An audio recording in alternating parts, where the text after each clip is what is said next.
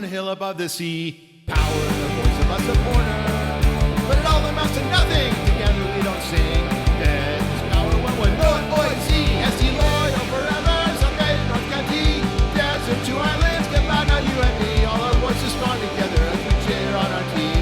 There is power when we're North Boise.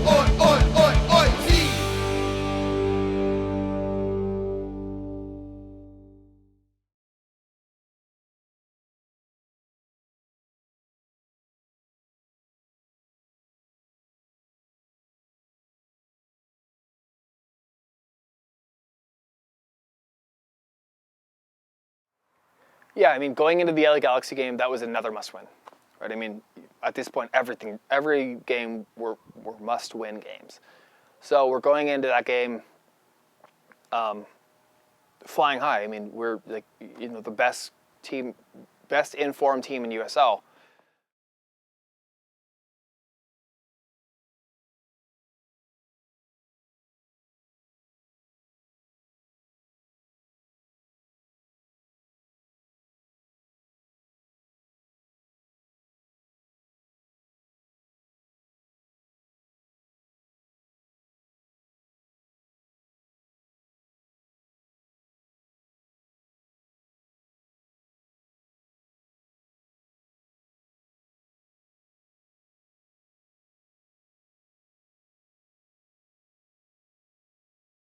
The club statement was announced.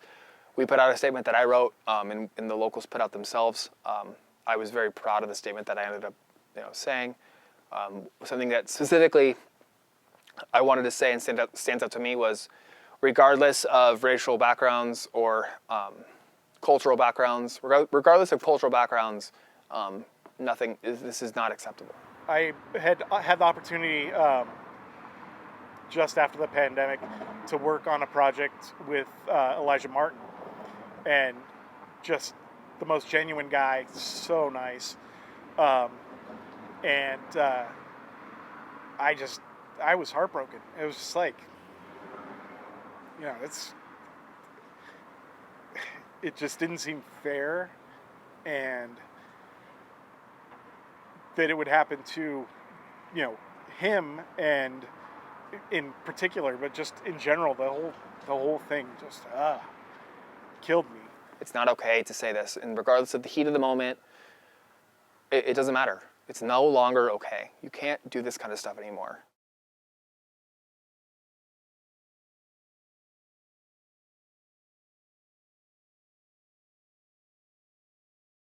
And then going into the next match against Phoenix, knowing that, we were teetering on the edge of being eliminated because of that draw in LA. We were going to need some help, but I felt confident, much more confident than the previous match against Phoenix.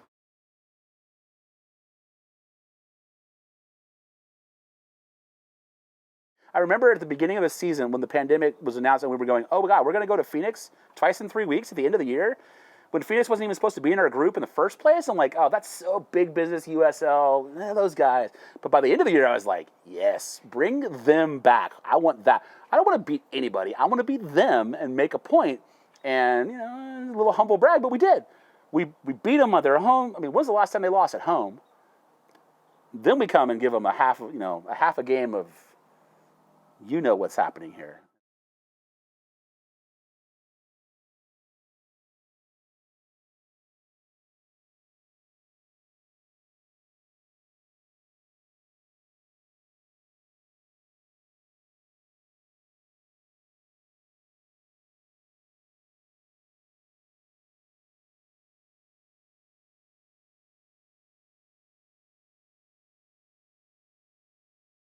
You saw what played out. It was almost a teledrama on your screen as opposed to a soccer match where your brain is just like shutting down as to like, is this happening? Is this happening again? Is this happening on TV in front of me? Is this conversation that's happening where I'm hearing bits of dialogue between what I think he's saying and what I think he's saying? In the coaches, it was just, again, a out of body moment to where you're just not really associating your feelings and what's happening with what's going on because you're just, reacting as pejoratives almost left and right because you just don't know how to process what's happening.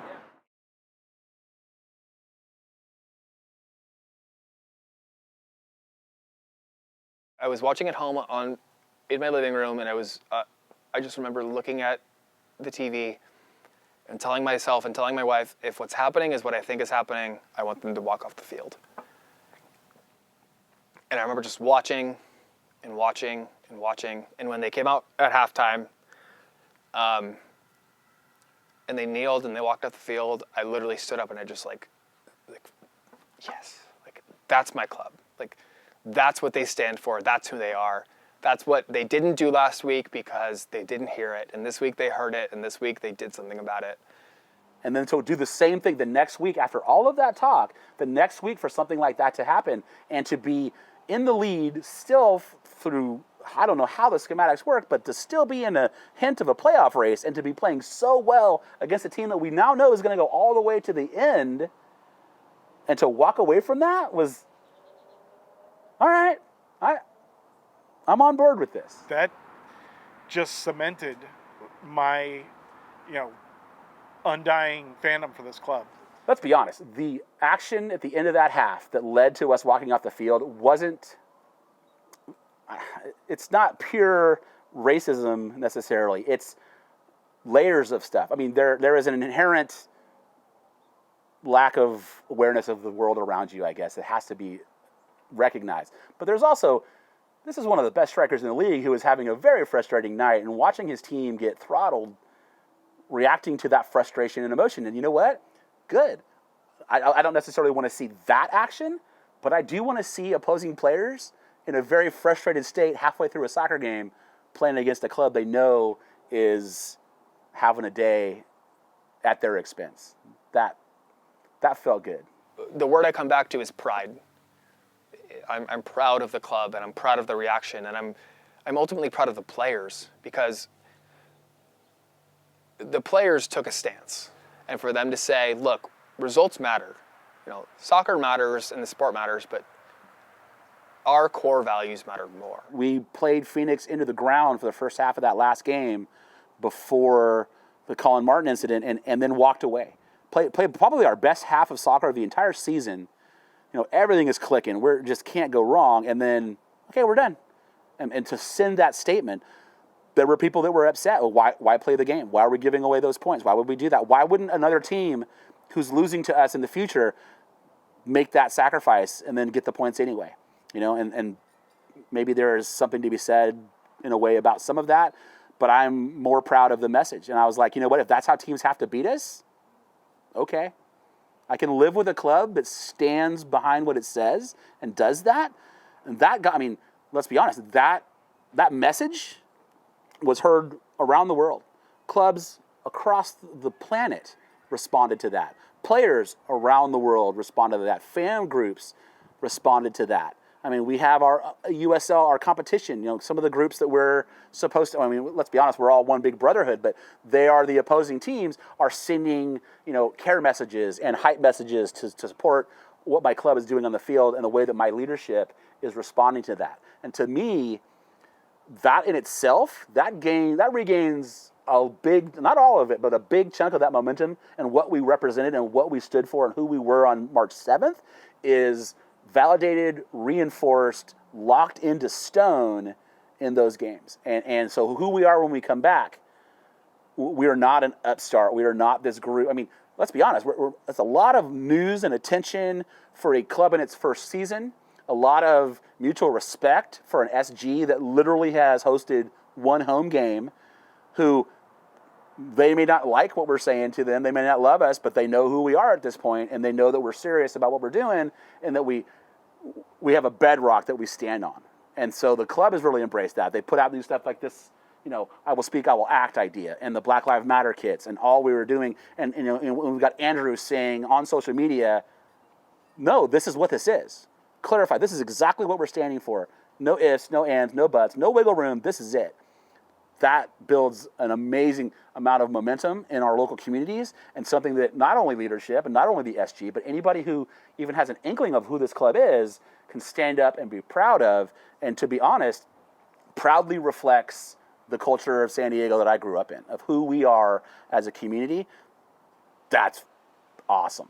That's really, I mean, if there's any pride, and there is a ton of it, that pride magnified, doubled, tripled, to the point where I'm like, yes, that's what I wear on my off days out of respect. And that's who represents me. And that's what we were talking about in those meetings way back in the summer of 19, when we're having a beer with Warren and talking about what we want this club to potentially be. That is what we want this club to be. That's who we are. And that's who, God forbid, that's who we're always going to be. No, and they're, regardless of the cost. Those two moments are always going to be a part of the culture of what it means to support this club. There's never going to be any gray area about what's acceptable language, what's not acceptable language when it comes to those types of things, because we've established a precedent. The name was, as I said, a promise since the beginning. I said loyal's not a name, it's a promise. For me to see that fulfilled is, and so quickly, again, is something that is better than a championship or better than anything else you could have possibly designed for a first year, especially this kind of year.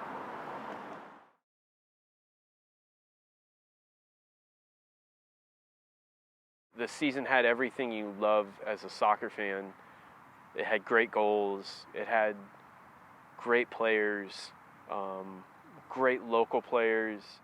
Seeing the kit revealed, seeing the name announcement, hearing that it was going to be March and not March 2021.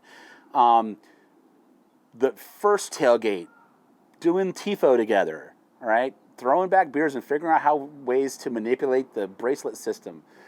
Building bonds. If you've been to a tailgate, you know what I'm talking about. I would say for sure March 7th, and everybody says that, I'm sure, but March 7th was kind of the highest point, I would say, for us as a supporters group, and what we've been trying to accomplish for so long. So I'd say that's definitely a standout moment. And I'm extremely proud that we were able to at least corral them once, and I hope to corral them many times in the future. But that, if anything, is what I'm the most proud of, is again, the people far and beyond that make up this group. Remember those moments, and remember the brotherhood and the sisterhood and the drums and the flags and the smoke and the songs and these celebrations and standing with them and jumping and singing. We all have that memory to lock away, and so I'm really, really grateful and thankful in this season. Thanks for that, because I do think that is something that is missing in the last 9 months of our lives, is the ability to have that kind of connection with other people. And we got to mainline it for 90 minutes or a few hours there, and so that's what that day meant to me, the 7th. And like I said, it's always a work in progress. There's always improvements to be made, and unfortunately, we've only had really one actual game. We had an exhibition as well, but we had one actual game to do that. But the amount of lessons learned that you come away with, even just through one game and one experience, and things that you feel like you could have done better, we've certainly had a lot of time to ruminate on those things that you feel like you can do better. And a lot of times to plan different solutions for the problems that you run into. So you kind of have to take what you're being given for a little while and keep pushing forward and try and make the best of it. And I think the group has done that in spades. It seems like we got a year zero to figure out like a lot of things that did work amazingly, and a lot of things that I think really laid the groundwork for what it's going to look like. We all know what it's going to look like next year. It's just going to be more consistent and build on itself, and probably be twice as good as it was on March 7th. It will be on May 7th or whenever they begin the season next year. And so to me, that's what I think, looking back at the date in the Barrio was, and Border X there, was getting a chance to solidify what this group was in terms of the people meeting each other and really getting to know kind of each other a little bit that day, but also just a idea of what, again, those kind of building blocks, but also, how those are going to interplay with what actually happens. I think the thing that I look back on and am most I guess proud of, honored to be a part of is the group's involvement in direct communication with the players, in helping them to understand what it meant to this city and to this community to have them there. That this wasn't just, this year's contract and this year's job for them, because that can be the case for a lot of lower league players that, they could be here one year and then gone the next year. But I think as a supporters group, the way that we conveyed, regardless of whether or not you're here this next year, that you meant something to us this year, and we appreciated you being in our community and part of our first ever year in this club.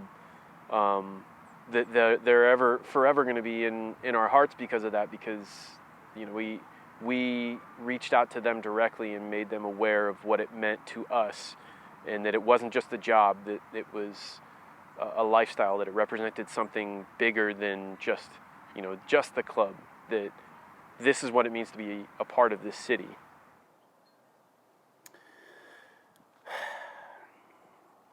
I'm really proud of there's some really good bonds that are being built here, some good friendships, but there's a kind of the attitude of this community that we're building, and the discourse that we're having back and forth about where we've been, where we are, where we want to be. I think that's any group needs to be able to communicate well, but also be on the essentially the same page. I cannot wait to be able to do the things supporter groups are meant to do, go into a tailgate or even Bum's parking lot again, and having some beers in person and having some tacos and hanging out and just chatting about, what do you think about this player and who do you think we're going to start today, and having those fun conversations and continuing to grow this thing. It's something I think about every single day. Is like, gosh, I can't wait until this is all back to normal, whatever that may be. And I'm just hopeful for next season that there's some relief and that we can actually get to build and grow this family, because I miss the supporters, I miss our members, I miss our people, I miss leadership, I miss the club. There's so much I miss being stuck here in my house. I cannot wait to be back in a stadium. Hopefully maybe it's USD, maybe down the road it's something beyond that, but a full supporter section full of people who are on the same page and motivated, and having that brotherhood, sisterhood feeling of we're all in this for this 90 minutes, we're the same. The reason why I put so much time into this is because I want to build something that's not just for me. I want to build something that's for a lot of people. And I always think about my two boys. And my son grew up in supporter culture. He was with me since the day he was born. He was waving a flag and singing and chanting. And so giving him a family that he can just walk into is really, really important. And to see Daryl's kids and your kids and Jerry's kids and all of these young supporters taking the mantle up, and so the rest of us can go kick back at the half line and have a beer quietly and enjoy with the chaos that's happening on the smoky end of the field. That's what I want to see. Raising up a tifo that somebody else spent their time doing from my seats, comfortably on the sides, looking at them going, I remember when I could stand up for an entire match. I think that's what we're all looking forward to, is that, not necessarily a legacy of you and I and the rest of this leadership, but a community that lives by those standards and keeps working toward that same goal. I think as the locals, we will continue to push for better always, from the club, from our members, from ourselves. I see us being one of, if not the biggest supporter group within USL.